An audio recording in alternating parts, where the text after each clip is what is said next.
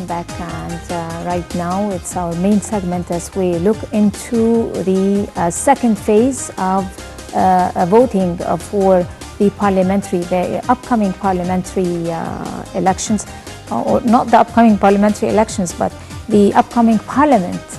Indeed, of course, the expats are going to vote today and Sunday. Outside Egypt, they're going to choose their candidates. They're going to choose the people who are going to represent us in the parliament. And it's very important for the expats, in addition to Egyptians who are going to continue to be voting, start to be voting from Sunday and Monday here in 13 governorates, in addition, of course, including Cairo. Today, the expats are going to choose the people who are going to represent us or represent them also in the parliament, and on the importance of going to the polling stations and casting your votes to choose and exercising your political rights. We're going to be talking in this segment. We're very delighted to have with us Mr. Khalid Zakaria. Good morning, Mr. Zakaria. A very good morning to you, sir. As Dina said, the third step of our roadmap, I think it's the one which is going to prove our credibility in front of the whole world. But before going into the details, how do you see the turnout? I mean, are you expecting that it's going to be better than the first phase, or it's going to be the same? Well, it's very expected that it will be better than the first phase, but we just have to keep in mind that because many people had very high hopes, they believe that most Egyptians would go and vote just like they did with the presidential elections. And it's not the same. It's quite different. The circumstances are different, and also the people running for the parliament now are different. So we cannot expect the same rates as we had with the presidential elections. But it would be, I guess, looking at Egypt's history, it would be quite average. The rates would be quite average. Yeah. From where we see 28 million are eligible for voting, and from what we are trying to perceive, that Egyptian expats are also keen on going to the ballots and with all their might. I mean, sometimes where you go to vote might be, and we have talked about that earlier before, even in the during the 2012 parliament, the Egyptian expats complained that sometimes where they're supposed to go to vote is way far from where they live, and all that, and all those challenges and difficulties, but still they are keen. Yes. But this year it's difficult. It's different. This time it's completely different. How different is it for Egyptian expats to be able to choose the people who are representing them in the parliament after June 30th? How different is it for Egyptian expats? Well, I guess that Egyptian expats, they do understand that the circumstances are different, and now their votes are needed. Their votes are needed for democracy. Their votes are needed for us to complete this phase of a transitional phase in Egypt's history. So I believe that they understand this, and I also believe that the MFA, the Egyptian Ministry of Foreign Affairs, is doing its best to facilitate the process. But you just have to keep in mind that you cannot have you cannot have an embassy in every street. So sometimes people live far away, and sometimes you have to plan for it so that you would be able to go. So this is not a problem, but this is a matter of fact. This is what happens to everyone. This is what happens to Americans living in Egypt. Sometimes for someone living in Alexandria, you have to go to the embassies. For someone like British, you have to go to your embassy. So that's very okay. I do not see this as a problem or as an obstacle that would actually keep you from voting.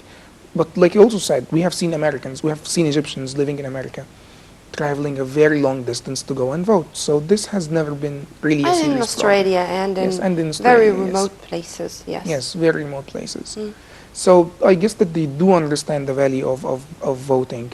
And like I said, the MFA is really facilitating the process. But I guess that the main obstacle is that they might not have enough information.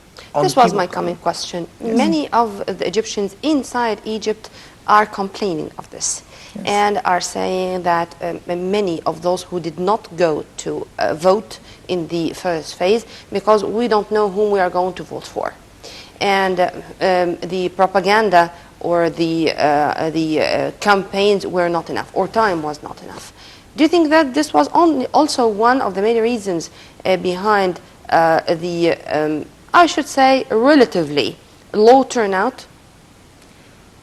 It is one element, of course. This is one of many elements, but you have to keep in mind that this should be a mutual effort. It's not just it's not just the people running for the parliament who should give you information. You also should seek information. You should look for information because it's also your own interest. It's not just their own interest. It's do also your own homework. interest. Yes, you have to do your homework, like you said. So this is a fact. This is what you have to do. But unfortunately, we're experiencing a phase in Egypt that we have never experienced before. This is unprecedented. We now have more than 106 registered political parties. And this, of course, creates many options for Egyptians. Like sometimes people get lost and they don't know whom to pick. So that is, of course, a problem. Right. Sir Zakaria, you talked about 106 political parties. They are registered and they are seeking places in the parliament. But do you think that most of them are really politicians? Do you think that they have political history, they have achievements? We understand that we didn't have enough time, and we really should be summing up with all our procedures to be able to finish our transitional period. But also, we should be doing it the right way. Don't you think that people may be disappointed because they might not be, it's not a matter of promoting for yourself of much than like you are not qualified to be able to occupy that vacuum that was left by And to add to what Dina just said, is this over diversity, if I can use this as a new term, or the large number of parties registered, was it a negative impact of the two revolutions we have had, or is it to say that we are still stepping forward the very first steps in the journey to democracy? Well, I'll be very honest when it comes to this, and this is a very critical point. I guess that what is happening right now is some sort of abusing the freedom that were given to Egyptians after the revolution. We were given the freedom to establish political parties only by notification, and the government did this to facilitate the process for all Egyptians. And now what you can see is, like you said, it's a matter of someone wanting to do some propaganda for himself, someone wanting to do things out of personal interest. It's not anything else, and this is what happens. So you see many political parties splitting, and you see someone who's like a deputy president of a political party, but he wants to be the president of his own party. So he establishes his own party. And of course, we always have this as an example. Like, imagine that you're really hungry, and you go to a restaurant, and you have a menu that includes 150 options. And you're really hungry. And you have limited time, because we in Egypt now, we have limited time to establish this democratic state. So this is always creating some sort of chaos. If you have too many options, of course this creates a problem. And like you said, it's merely someone doing propaganda for himself. It's personal interest for himself. And yes, if you're asking me if people are disappointed, and they are disappointed by mainly people playing a role on the political arena, then yes, I am disappointed in many political parties. Because simply everyone is doing things for his own interest. And maybe this is why they have not succeeded in forming coalitions? Yes, this is also a very great element. We have prominent people who have had initiatives to have coalitions in Egypt, and unfortunately it didn't work, yes, because everyone has his own interest. So you cannot find one element to unite them. It's not the interest of the state, it's not the interest of the poor people, it's only their own personal interests. So this is unbelievable. You can never unite someone who's not looking for anything else but his own personal interest. Right, but Mr. Zakaria, how do you personally assess the outcome of the first phase? Are you satisfied with it, the result? Well, to be honest, people who came to occupy seats in the parliament? I have to be very honest, and I have to say this is relative. So for some places you are satisfied. Sometimes you see people who are probably will play a great role, and in other places no. Because the reason I ask you that question is because that would reflect that it's not the qualified who would be able to occupy the seat. It's the people who are good at this job of propaganda. Yes. People are good at mobilizing and gathering the voices, which would take us back again to other elements that we didn't really like and wanted to get rid of. Now it's being repeated again, not really repeated, but haunting us again. Yes. Well, you have to keep in mind one thing. It's the only answer to this is awareness. If we Egyptians are aware who is qualified and who is only good at mobilization and at propaganda, at many things, then we will be able to pick the right person. And this is, I guess, that this should be our own job. It should be the job for civil society. It should be the job for the media. It should be the job for many aspects of society to actually make the people aware so that when they go and vote, they do not go because someone told them let's go. They do not go because they see many banners and this is the name that they know. They go to vote for the qualified. But this is a long process. We have to keep in mind that A long after two process, revolutions, yes. This is the term. yes, this is not very Yeah. easy. I think that we cannot separate what's going on inside Egypt with what's going on outside Egypt. Yes. I mean, the whole world now is just a small village. And after the terrorist attacks which took place, whether in Lebanon, in Paris, or in Mali recently, just yesterday, I think the Egyptians or the whole world is being more aware that terrorism has no religion, has no nationality, and it's a global phenomenon. But don't you think that those terrorist attacks and what's really happening around us is going to give us a lesson or another lesson Yes. just to go to vote, at least to get rid of those who are affiliated to the so-called religious parties or those political parties with a religious trend? Of course, we are not going to mention names here, Yes. but I mean this side of the coin in general. Yes, well, I completely agree with you that we have to look at this from a bigger picture perspective. We have to put it in context. Panoramic view. Yes, yes, Yeah. of course, a panoramic view. So we have to look at this from a perspective on how would this affect also our foreign policy, because the parliament plays a role in the foreign policy, in Egyptian foreign policy. But before we actually begin, we would like to give our condolences to every victims of Sure. terrorism all over Wherever the they globe. are. Yes, whoever they are. And we'd like to show solidarity, of course, with, first of all, our own country, because we have been suffering with this terrorism for a long time. But like you said, it's a matter of us voting. Once again, this is where we are now. So I really recommend that you do not vote for someone who has, it's not a religious agenda, it's someone who's using religion to achieve his own agenda, his own Yeah. political agenda. And of course, this is very negative on the electoral process now in Egypt, because you see them using religion to actually motivate people to go, to create this mobilization once again. That's what they use. And when it comes to this, I guess that once again, it's awareness. People should be aware that when someone tells you, if you go and vote, Allah will like you, that's not very Promises logical. with paradise or Yes, heaven, yeah. Yes. Right, That is you talked about the importance of going, and this segment is dedicated to the idea of the importance of exercising your political rights in its own right and going to the ballots and voting. Yes. Either you think that it's worthy or not worthy, but whatever would it be, you should you explain to us why should people do that and what could be the outcome or the best interest to the citizen and the country, even if this is not 100% from his own point of view, they think that it is right or the person is qualified. Okay, well, I guess when it comes to qualifications, I guess you have to keep in mind, number one, economy. This is what we have to look at. So if those people that you're voting for, would they play a positive role in the economy? Would they play a positive role in fighting bureaucracy? Because unfortunately, we do have bureaucracy, and we need members of parliament who would be able to pass laws that would facilitate the process of investment, that would facilitate the process and corruption, of course, yes.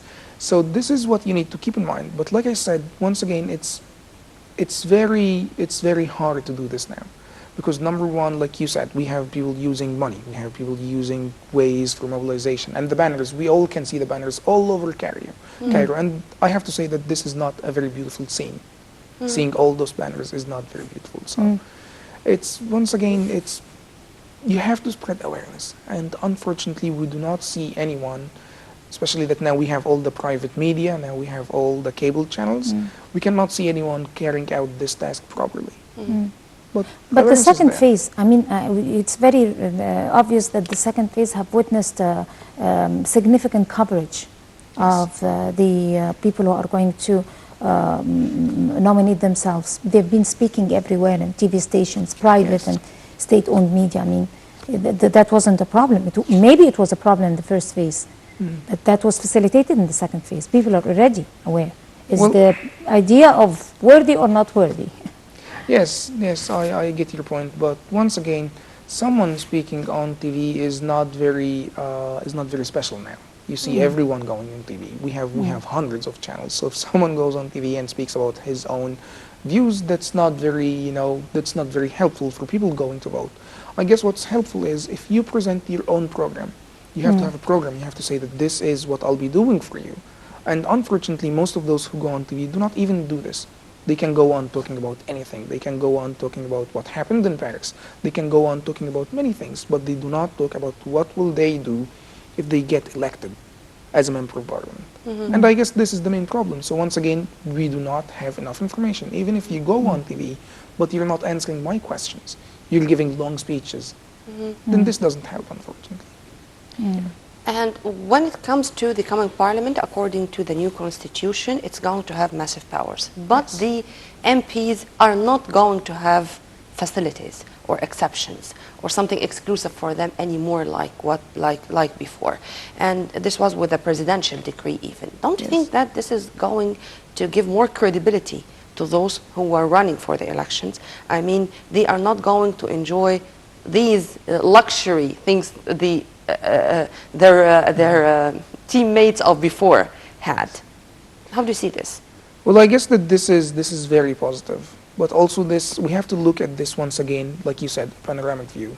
We have to look at why was this immunity given to previous members of parliament. This immunity was given to them because they had to carry a role of monitoring the government. So you have to keep this in mind, that this was given to them so that they can carry out the role. But I don't think that this keeps them, like the immunity would keep them from doing this. I honestly believe that this would actually help in building a strong parliament, once again, and this would take away this part of, the small tiny part of the personal interest. Or at least we're hoping so, because we have seen people using that immunity or abusing that immunity. So this is a very positive step, I would say. Yeah. Right. Tomorrow is another day, and we hope that the coming parliament is going to enjoy representatives who are really able to represent Egyptians' hopes, ambitions, and dreams, and to turn them from dreams to a process going on to something true, tangible on the ground. Mr. Khaled we hope Zakaria, so. thank you very much for being with us, and have a very good day. Thank you so much, either. Well, by this we come to the end of this very special episode of The Breakfast Show. And of course, I should say thank you very much to my dear colleague Dina Hussein. I enjoyed my time as usual. Always my pleasure. Tomorrow is another day with a new crew, and now it's goodbye.